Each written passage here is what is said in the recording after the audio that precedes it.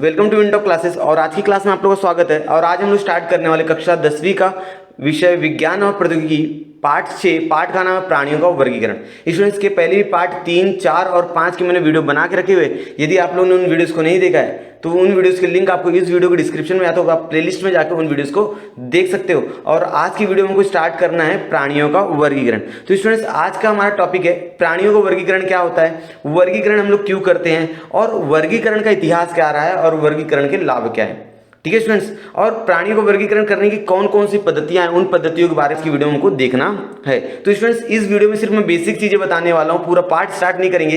सिर्फ इस वीडियो में लोग इस पार्ट के अंदर बेसिक चीजें क्या है, प्राणियों को वर्गीकरण क्या होता है, वर्गीकरण करते क्यों है, वर्गीकरण का इतिहास क्या है, वर्गीकरण के लाभ क्या है, यही सारी चीजें पढ़ने वाले हैं। तो वीडियो को स्टार्ट टू एंड तक देखिएगा ताकि आपको वर्गीकरण का मतलब समझ में आ जाए। तो स्टूडेंट्स पहला क्वेश्चन आता है कि वर्गीकरण मतलब क्या होता है। स्टूडेंट्स वर्गीकरण मतलब होता है कि किसी चीज को बंटवारा कर देना ताकि हम उस चीज को सहजता से समझ पाएं। ठीक है ना। हमारे घरों में भी अलग अलग चीजें होती है, जैसे कपड़े का वर्गीकरण होता है, घरों में बर्तन का वर्गीकरण होता है, चम्मच का अलग होता है, गिलास का खाना अलग होता है। तो इस तरह हम लोग वर्गीकरण करते हैं। हमारे घर में छोटी बहन है, बड़े भाई है, तो उनका कपड़े का पोर्शन अलग होता है। ठीक है, इस तरह हम लोग वर्गीकरण करते हैं ताकि किसी भी चीज को सहजता से आसानी से पहचाना जा सके, उसके गुणधर्म को आसानी से पहचाना जा सके। ठीक है, इसलिए वर्गीकरण करना पड़ता है। यदि वर्गीकरण नहीं किया जाए तो क्या होगा, उस वस्तु को या उस वस्तु के गुणधर्म को हम लोग नहीं पहचान पाएंगे और वहां पर हमारा समय की क्या होगी, बर्बादी होगी।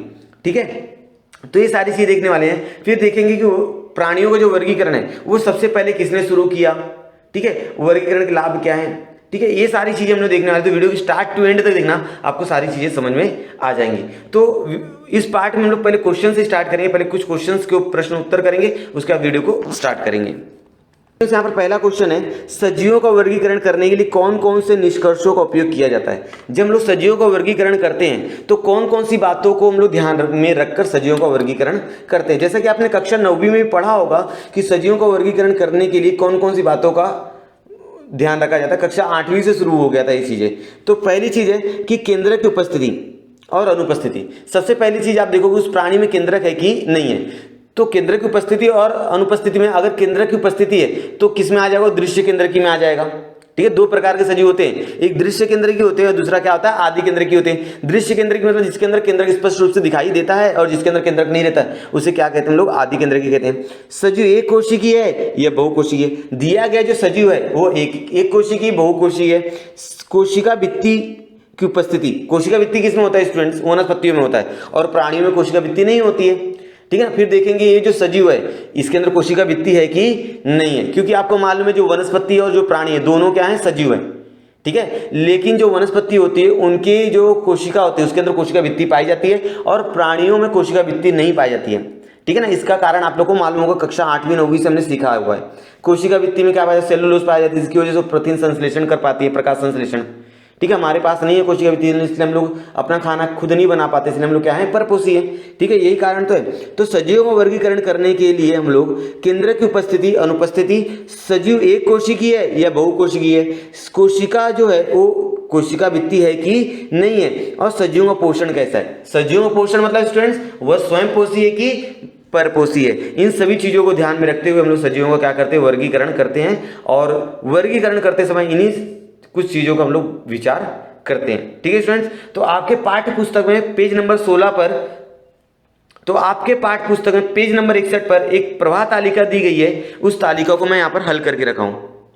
देख सकते हो स्टूडेंट्स, यहाँ पर सजीव दो प्रकार के होते हैं, आदि केंद्रकी और दृश्य केंद्रकी। आदि केंद्रकी में कौन आ जाएगा स्टूडेंट्स, जगत मोनेरा जितना मतलब जगत मोनेरा में जो भी सजीव आते हैं उन्हें आदि केंद्रकी कहा जाता है। ठीक है, इसके अंदर केंद्रक स्पष्ट रूप से दिखाई नहीं देते। जीव द्रव का उपयोग करके लोग अपनी जीवन की सारी प्रक्रियाएं करते हैं। जीव द्रव क्या होता है वीडियो के आगे हम लोग सीखेंगे। एक कोशिकीय सजीव दृश्य केंद्रकी रहेगा, तो एक कोशिकीय सजीव से अमीबा। बहुकोशिकीय सजीव जैसे हाथी का एग्जाम्पल यहाँ पर लिया हुआ है। ठीक है ना, एक कोशिकीय सजीव में एग्जाम्पल प्रोटिस्टा हो गया। ठीक है, प्रोटिस्टा। और बहुकोशिकीय सजीव में फिर से उसका बंटवारा होगा, कोशिका भित्तिहीन, उसके अंदर प्राणी जगत आ जाएंगे। जितने भी प्राणी हैं उनके अंदर सबके अंदर क्या कोशिका भित्तिहीन है, वो उनके अंदर कोशिका भित्ति नहीं पाई जाती है। फिर कोशिका भित्ति युक्त।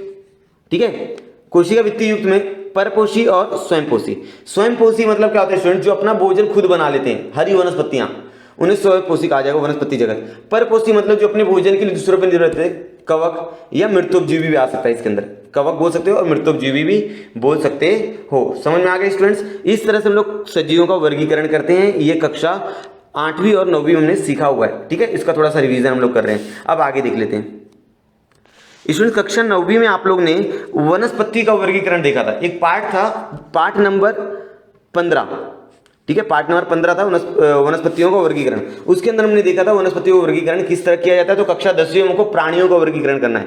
लेकिन पहले कुछ समझ लेते हैं यहाँ पर क्वेश्चन कि वनस्पतियों को वर्गीकरण करते समय किन बातों का ख्याल रखा जाता है और कैसे किया जाता है। वनस्पति का वर्गीकरण नीचे दिए गए 5 महत्वपूर्ण मुद्दों के आधार पर किया जाता है। सबसे पहले उसके अंदर अंग है कि नहीं है। अंग में क्या आ सकता है स्टूडेंट्स? फूल आ सकता है, पत्ती आ सकता है, जड़ आ सकता है, तना आ सकता है, ठीक है। ये 4 अंग होते हैं, जड़, तना, फूल, पत्ती। ये वनस्पतियों के अंग है कि नहीं है। दूसरा, भोजन और पानी का संवहन के लिए स्वतंत्र ऊतक होना या ना होना। स्टूडेंट, भोजन के लिए क्या होता है? रसवाहिनी, और पानी के लिए क्या होती है? जलवाहिनी। तो उनके पास स्वतंत्र जलवाहिनियां और रसवाहिनियां है कि नहीं उस वनस्पति के अंदर। तीसरी चीज, बीज धारण करने की क्षमता। वो वनस्पति बीज धारण करती है कि नहीं करती है, इसकी क्षमता, ठीक है स्टूडेंट्स। इसके बहुत सारे एग्जाम्पल आपको मालूम है, ठीक है। अब अगला, बीज फल से आच्छादित है कि नहीं, मतलब जो बीज है वो फल से ढका हुआ है कि नहीं ढका हुआ। जैसे आम का एग्जांपल अगर हम लोग लेंगे तो बीज क्या होता है? फल के अंदर होता है। लेकिन अगर हम लोग काजू की बात करें तो बीज क्या होता है? ऊपर होता है, ठीक है ना, वो फल से ढका नहीं होता है। फिर 5वां, बीज पत्रों की संख्या 1 है कि 2 है। बीज पत्रों की संख्या 1 है कि 2 है। जैसे चीकू, तो 2 अलग टुकड़े हो जाएंगे। चीकू के बीज को वो आप तोड़ नहीं सकते, ठीक है। चीकू के बीज एक ही होता है। तो एक पत्री और द्विपत्री आपको समझ में आ गया। तो इस तरह से वनस्पतियों को वर्गीकरण करते समय 5 महत्वपूर्ण मुद्दों पर ध्यान दिया जाता है। पहला, उसके अंदर अंग है कि नहीं है। दूसरा, भोजन और पानी के लिए स्वतंत्र ऊतक है कि नहीं है। तीसरा, बीज धारण करने की क्षमता है कि नहीं है। उसके बाद बीज फल से आच्छादित है या नहीं, और आगे बीज पत्रों की संख्या 1 है कि 2 है, ठीक है स्टूडेंट्स। यहां तक समझ में आ गया क्या? चलिए अब आगे देखते हैं।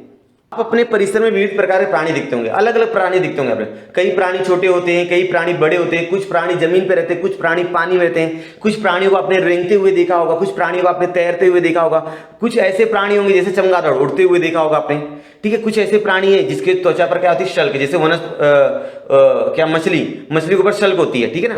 और कुछ प्राणी ऐसे होते हैं जिसके ऊपर पंख होता है, ठीक है, जिसके ऊपर बाल होते हैं, जैसे भालू के ऊपर बाल होते हैं, मुर्गी के ऊपर पंख होते हैं, ठीक है।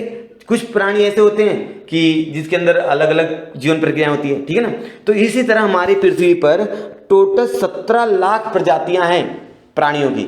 अब मेरी बात सुनो, अगर इन 70 लाख प्रजातियों का अगर मैं अलग अलग वर्गीकरण करूं, ये नामुमकिन है, ये असंभव है कि 70 लाख प्राणियों का आप वर्गीकरण अलग अलग कर लो।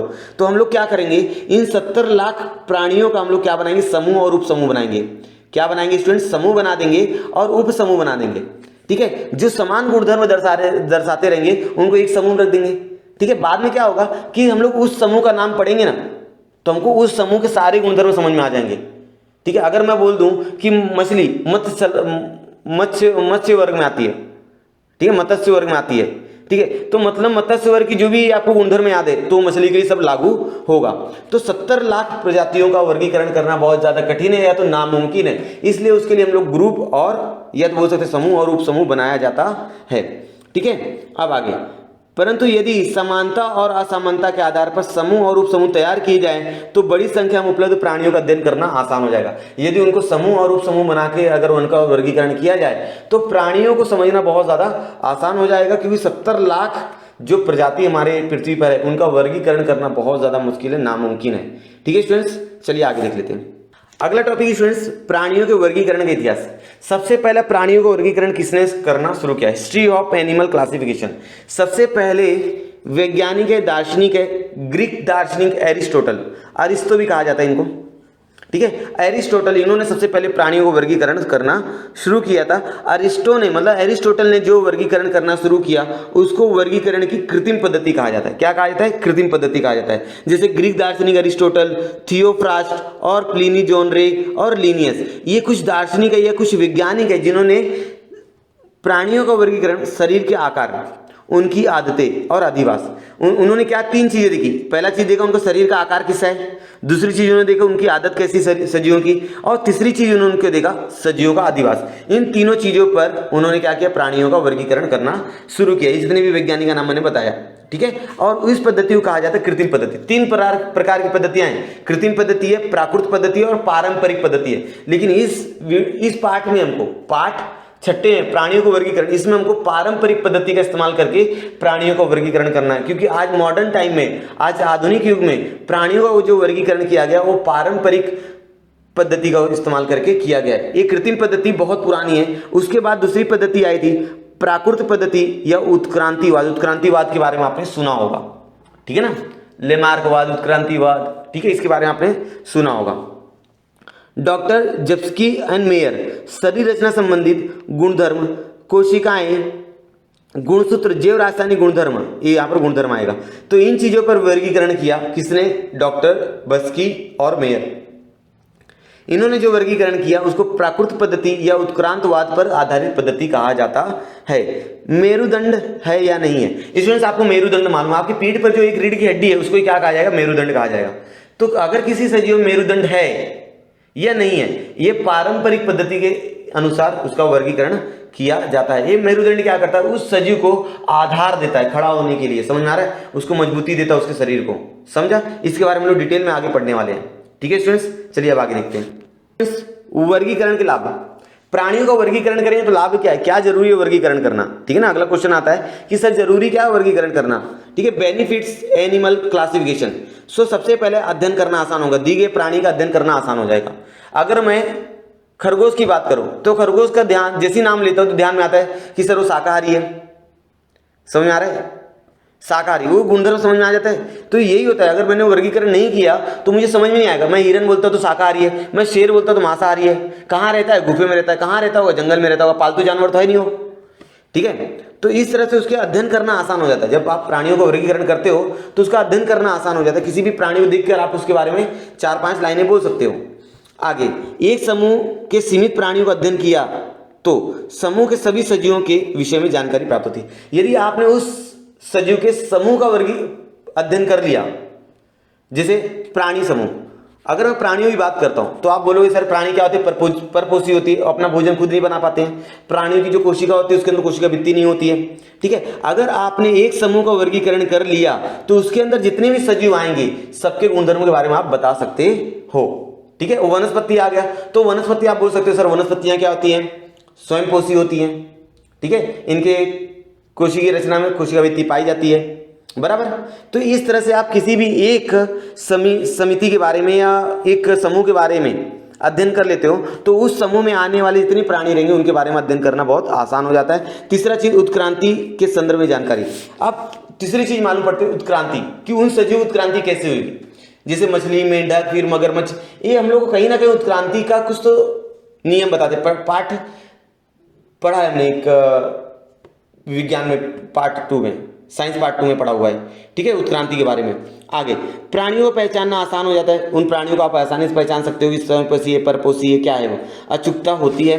अन्य सजीवों के साथ होने वाले संबंध, उन सजीवों का, जिस प्राणी के बारे में अध्ययन कर रहे हैं उन सजीवों का दूसरे सजीव के साथ क्या संबंध है। जैसे शेर का शाकाहारी प्राणियों के साथ संबंध है, ठीक है, क्योंकि शेर क्या करता है? शाकाहारी प्राणियों को खाता है। तो अगर मैं प्राणियों के बारे में अध्ययन कर लूं तो उसका संबंध मुझे दूसरे प्राणी के साथ समझ में आता है कि उसका दूसरे प्राणियों के साथ क्या संबंध। जैसे प्राणियों का संबंध है शाकाहारी प्राणियों के साथ, या प्राणियों का संबंध वनस्पतियों के साथ है, ठीक है ना, क्योंकि वनस्पतियां नहीं रहेगी तो प्राणी अपना भोजन नहीं बना सकते, ठीक है, वो वनस्पतियों पर डिपेंड रहते हैं। फिर प्रत्येक प्राणी का अधिवास, अगर मैं किसी प्राणी का नाम लेता हूं तो आप बता सकते हो सर वो कहां पर रहता होगा। उसका अधिवास निश्चित करने में मदद होती है। भिन्न भिन्न प्रकार के अनुकूलन की जानकारी प्राप्त होती है। दिए गए सजीव की भिन्न भिन्न प्रकार के अनुकूलन की जानकारी, जैसे अगर मैंने बोला कि ऊंट, तो आप बोलोगे सर एक गर्मी वाले इलाके, मतलब एक रेगिस्तानी इलाके में पाया जाता है, ठीक है ना।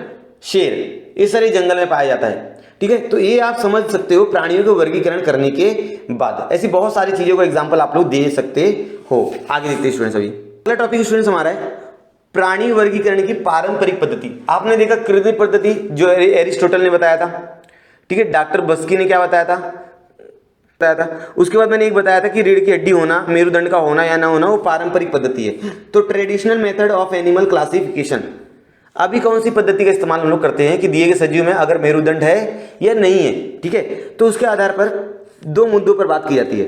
असंपृष्ठ रज्जु प्राणी जिसके अंदर मेरुदंड नहीं पाया जाता है, मेरुदंड को इंग्लिश में कहेंगे कॉर्डेट्स। नॉन कॉर्डेट्स मतलब ऐसे सजीव, ऐसे प्राणी जिनके अंदर मेरुदंड नहीं पाया जाता है।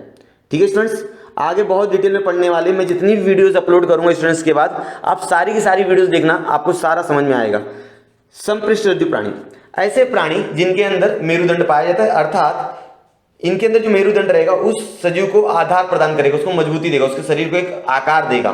ठीक है ना, अब आगे देखते हैं संपृष्ठरज्जु प्राणी क्या होता है। देखा आपने ना कि जो पारंपरिक पद्धति है उसको दो भाग में बांटा गया है, असंपृष्ठरज्जु प्राणी और पृष्ठरज्जु प्राणी। असंपृष्ठरज्जु प्राणी में क्या होगा, जो मेरुदंड है वो नहीं रहेगा, मतलब कॉर्डेट उपस्थित रहेगा, क्या नहीं रहेगा, समझ में आ रहा है, आधार देने वाला नहीं रहेगा। शरीर में पृष्ठरज्जु नामक अवयव नहीं होता है। ठीक है ना, आगे क्लोम छिद्र नहीं पाए जाते। जो आप लोग क्लोम छिद्र किसमें होते हैं, जो मछलियां होती है, मछलियों के पास गलफड़े होते हैं, गलफड़ों में क्लोम छिद्र होते हैं जो श्वसन करने के लिए क्या करते हैं, मदद करते हैं। गलफड़े में क्या होता है, क्लोम छिद्र होता है जो श्वसन करने के लिए मदद करते हैं। लेकिन अगर क्लोम छिद्र नहीं रहेगा तो वो जो प्राणी है वो कैसे श्वसन करेगा, तो वो करेगा त्वचा से श्वसन। किससे श्वसन करेगा, त्वचा से। ठीक है, जिसके अंदर क्लोम छिद्र नहीं पाए जाएंगे वो त्वचा श्वसन करेगा। तंत्रिका रज्जु होगा लेकिन युग्मक में होगा और ठोस होगा। तंत्रिका रज्जु होगा लेकिन नर्व होगा, लेकिन वो युग्मक में होगा, मतलब जोड़ी में पाया जाएगा और ठोस रहेगा अधर तल में। अधर तल मतलब क्या होता है स्टूडेंट्स, अगर कोई सजीव है तो उसका जो निचला इलाका रहेगा ना, पेट, जो आपका पेट है उसको हम लोग अधर तल कहते हैं। क्या कहते हैं उसको, अधर तल कहा जाता है। क्या कहा जाता है, अधर तल कहा जाता है। मतलब जो नर्व रहेगा वो जोड़ी में रहेगा, मतलब तंत्रिका रज्जु जो रहेगा उसके अंदर वो जोड़ी में रहेगा, ठोस रहेगा और अधर तल में रहेगा, मतलब नीचे की तरफ रहेगा।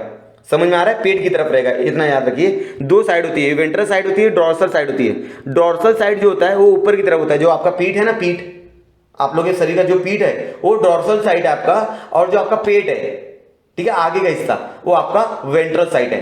तो जो मेरु तंत्रिका रज्जु रहेगा वो अधर तल में रहेगा। यहां तक समझ में आ रहा है। ये अधर तल आगे जाके बहुत बार यूज करने वाले ऐसे शब्दों का इस्तेमाल आगे, तो वह शरीर के पृष्ठ तल में, डॉर्सल साइड मतलब पीठ की तरफ पाया जाएगा। इसके अंदर असंपृष्ठरज्जु प्राणियों में जो असंपृष्ठरज्जु प्राणी रहेंगे उनका जो हृदय रहेगा वो पीठ की तरफ पाया जाएगा। स्टूडेंट्स, दो तल बताया मैंने, एक अधर तल और एक पृष्ठ तल। अधर तल मतलब पेट की तरफ और पृष्ठ तल मतलब पीठ की तरफ। समझ में आ रहा है स्टूडेंट्स आप लोगों को। चलिए अब आगे देखते हैं।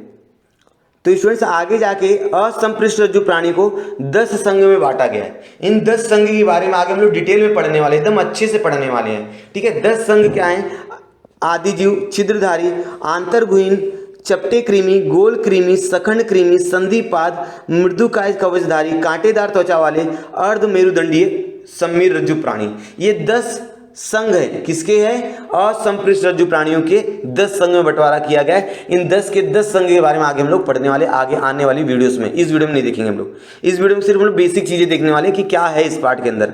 ठीक है, यहाँ पर आप लोग असंपृष्ठरज्जु प्राणी के एग्जाम्पल देख सकते हो, तितली, सितारा मछली, ठीक है, यहाँ पर छोटे छोटे कीड़े मकोड़े, ये सारे की सारे किस में आ जाएंगे, असंपृष्ठरज्जु प्राणियों में आ जाएंगे। इनका जो मेरु तंत्रिका रज्जु रहेगा वो किस में रहेगा, अधर तल में रहेगा, और जो इनका हृदय रहेगा वो पृष्ठ तल में रहेगा। इनके अंदर क्लोम छिद्र नहीं पाए जाते हैं, और पहला क्या बताया था मैंने, पाया जाएगा। ठीक है, इनके अंदर मेरुदंड नहीं पाया जाता है। ठीक है, अब आगे देखते हैं। तो स्टूडेंट्स अगला प्रकार हमारा आपको मालूम है संपृष्ठरज्जु प्राणी। हम लोग पढ़ रहे हैं पारंपरिक पद्धति, प्राणियों को वर्गीकरण की पारंपरिक पद्धति पढ़ रहे हैं, जिसके अंदर मैंने असंपृष्ठरज्जु प्राणी के बारे में बता दिया है। 4 मैंने उसके अंदर विशेषताएं बताती है, तो 4 विशेषताएं हम लोग संपृष्ठरज्जु के बारे में पढ़ेंगे, उसका उल्टा रहेगा। यहाँ पर शरीर में पृष्ठरज्जु नामक अवयव होता है। आप लोग देख सकते हो यहाँ पर पृष्ठरज्जु देखो, इस शरीर में लंबी नलिका रहेगी जो उसको आधार प्रदान करेगी। मछली का एक आकृति है, ठीक है, आधार प्रदान करेगी उसको। ठीक है, आगे देखो, श्वसन के लिए क्लोम छिद्र पाए जाते हैं। यहाँ पर क्लोम छिद्र रहेगा, ये तो इधर आ रहे दिख रहे हैं आप लोगों को। ठीक है, इसको थोड़ा जूम करके दिखाता हूँ मैं, देख लो यहाँ पर, ये पृष्ठरज्जु है। ये क्या है, पृष्ठरज्जु, जिसको ये आधार देगा। तो ये कहाँ पर पाया जाता है, पृष्ठ तल में पाया जा रहा है, मतलब ऊपर की तरफ पाया जा रहा है। उल्टा यहाँ पर सोचना है, ये जो पृष्ठरज्जु है वो ऊपर की तरफ पाया जा रहा है। अब देखो यहाँ पर क्लोम दरारें हैं, क्लोम दरारें मतलब क्लोम छिद्र। यहाँ पर देख लो गलफड़े के इधर क्लोम छिद्र है, जो श्वसन करने के लिए क्या करेगा, मदद करेगा। ये गुद्दा द्वार है, ये मतलब उत्सर्जन संस्थान है। ये पुष्पतर है, स्नायु मतलब मांस है, और ये मुख। ठीक है, ये चेता तंत्र, चेता तंत्र आपको मालूम है, तंत्रिका तंत्र यहाँ पर आ जाएगा, जो शरीर के पृष्ठ तल पर है। ठीक है स्टूडेंट्स, ये हो गया हमारा, किसके बारे में लोग पढ़ रहे हैं, संपृष्ठ रज्जु प्राणी के बारे में। आगे देखते हैं। माध्यम से आपको समझा कि शरीर में पृष्ठ रज्जु नामक अवयव पाया जाता है, लेकिन पृष्ठ तल में पाया जाए। श्वसन में क्लोम छिद्र है क्या? हाँ है, और फेफड़े भी रहेंगे उसके अंदर। किसी किसी मछली में फेफड़े होते हैं, किसी किसी में क्या होते हैं, क्लोम छिद्र होते हैं, या तो हम लोग होते हैं गलफड़े होते हैं। ठीक है, मुझे कमेंट सेक्शन में कमेंट करके बताओगे कौन सी मछली है जिसके अंदर फेफड़ा होता है, कौन सी ऐसी मछली है जो फेफड़े से श्वसन करती है। मुझे कमेंट सेक्शन में कमेंट करके बताएंगे, मैं सबका कमेंट चेक करूंगा। आगे, तंत्रिका रज्जु एक ही खोखली शरीर के पृष्ठ तल में, शरीर के पृष्ठ तल में मैंने अभी डायग्राम से बताया था, ऊपर वाले हिस्से में पाया जाएगा। ठीक है, हृदय अधर तल में पाया जाता है। हृदय अधर तल में मतलब नीचे की तरफ पाया जाता है। देखो मैं दिखा देता हूँ, हृदय अधर तल में, अधर मतलब नीचे, ये हृदय है, अधर तल में नीचे की तरफ पाया जाएगा। ये पृष्ठ तल है ऊपर की तरफ, समझ आ रहा है? ये ब्रेन देखो, ये ब्रेन ऊपर की तरफ पाया जाएगा। ठीक है, ब्रेन मस्तिष्क ऊपर की तरफ रहेगा। ठीक है, ये क्या है? पृष्ठ रज्जु है। ठीक है, ऊपर ये माउथ, माउथ मतलब मुंह, फ्रेंड्स ये श्वसन करने के लिए यूज करेगा गलफड़ा। ठीक है, आगे देखते हैं। पृष्ठ रज्जु किसे कहते हैं? पृष्ठ रज्जु शरीर को आधार देने वाली लंबी धागे जैसी संरचना है। पृष्ठ रज्जु क्या है या मेरुदंड क्या है? शरीर को आधार देने वाली लंबी धागे जैसी रचना है जो प्राणियों के शरीर में पृष्ठ तल में पाया जाता है। जो प्राणियों के शरीर में पृष्ठ तल में मतलब ऊपर की तरफ पाया जाता है। पृष्ठ तल, अधर तल आप समझ लीजिएगा स्टूडेंट। पृष्ठ तल मतलब होता है आपका पीठ, अधर तल मतलब आपका होता है पेट। ये दो चीजें याद रखिएगा, आपको सारी चीज समझ में आ जाएंगी। सभी संपृष्ठ रज्जु प्राणियों का समावेश एक ही संघ में किया जाता है और उस संघ का नाम है संपृष्ठ रज्जु प्राणी। ऐसा संघ रखा गया है। इनका विभाजन 3 संघों में किया गया। संपृष्ठ रज्जु प्राणी को आगे जाकर 3 भागों में बांटा गया है। पहला है यूरोकॉर्डेटा, दूसरा है सेफलोकॉर्डेटा और तीसरा है वर्टिब्रेटा। ये 3 संघ में बांटा गया है संपृष्ठ रज्जु प्राणियों को। जैसा आपने देखा असंपृष्ठ रज्जु प्राणी को 10 संघ में बांटा गया था, ऊपर मैंने बताया 10 संघ में बताया था। तो यहां पर संपृष्ठ रज्जु प्राणी को 3 संघ में बांटा गया। स्टूडेंट्स याद रखिएगा सारी चीजें। अब आगे देखते हैं। अभी आगे हमको समझ में आएगा वर्टिब्रेटा को आगे जाके 6 भागों में बांटा गया है। वर्टिब्रेटा में हम लोग भी आते हैं।